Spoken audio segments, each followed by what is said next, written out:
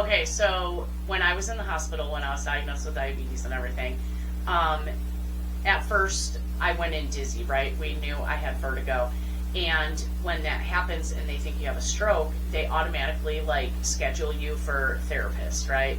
A speech therapist and then like a physical therapist. Okay. Make sure you're moving right, you're able to speak correctly, all that stuff, right? What's the date? What's the month? Yes, what did all you do that yesterday? stuff. Okay. Yeah. And so this physical therapist came in, and she was the cutest girl. She was this young girl, maybe in her early 20s, maybe late 20s, something like that.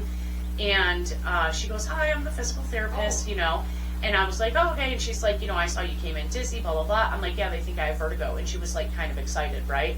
Because I think physical therapists probably learn about vertigo and the Epley maneuver that I had to do and stuff. Yeah. And I think she was excited to like try it on somebody, like maybe she had never done it before. And she was like, "Oh, wow, really?" And she's like, "Let's lean you back and this and that." So I'm talking to her a little bit, and she tells me, like, I told her I tried the Epley maneuver, but I wasn't doing it right. I wasn't holding the correct positions, whatever. So she goes, "All right, let's turn around in your bed. So we're going to put your head down by the foot part so we can hang your head off of the foot of the bed, And I was like, okay, and like I said, I practiced a little so I knew what to expect. She leans me back, and I'm looking up at her, and both of her nostrils were filled with boogers. Oh, no. Like she couldn't even breathe? No. And I thought she sounded a little stuffed up, and then this whole time I'm like, do I tell her? Like, go blow your nose? And I didn't know how. Because they always say, like, if it's something that can't change within, like, a minute, like, don't make fun of them for it, right? But it's like, right. She could take care of this, and I was like, I know this chick can't breathe, And I'm just staring at her boogers the whole time, and I still... Now, you have to think, today, we're in April. Yeah.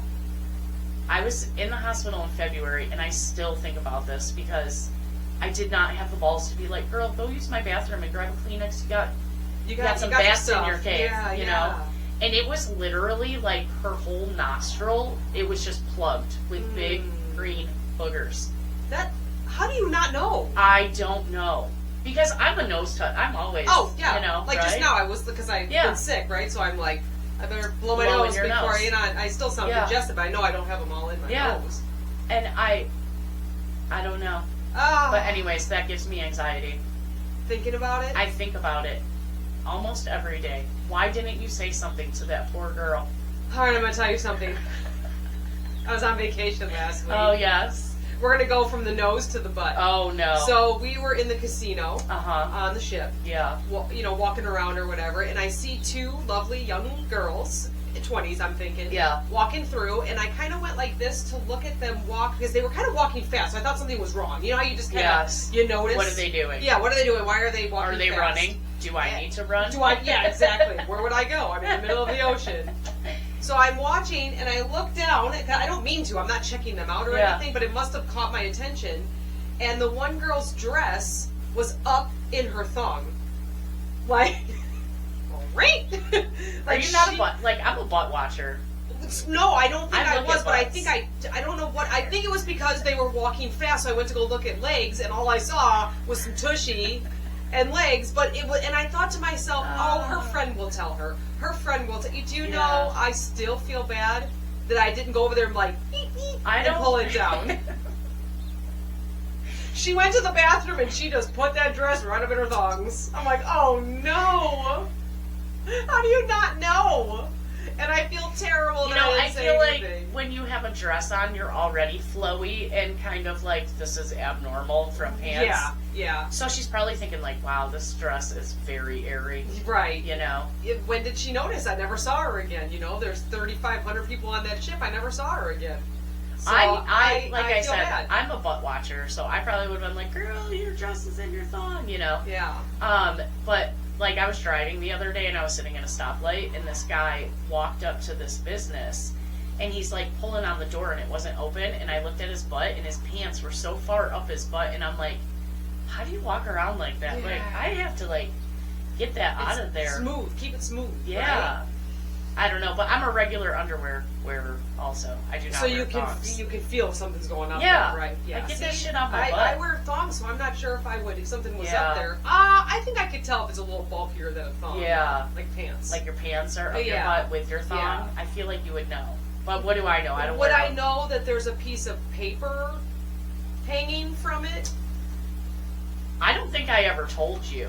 The one day I was at a store and I got there, quickly used the bathroom, and then went out and started working.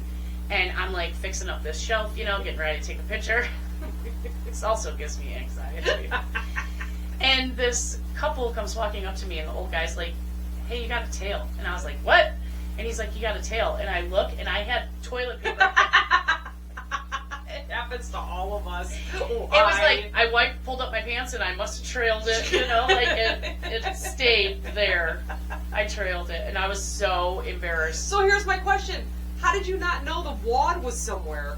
It wasn't a wad though. It was like, maybe when I took the toilet paper it had a long tail. Yeah. And then somehow it like stayed in my pants after I wiped my vagina.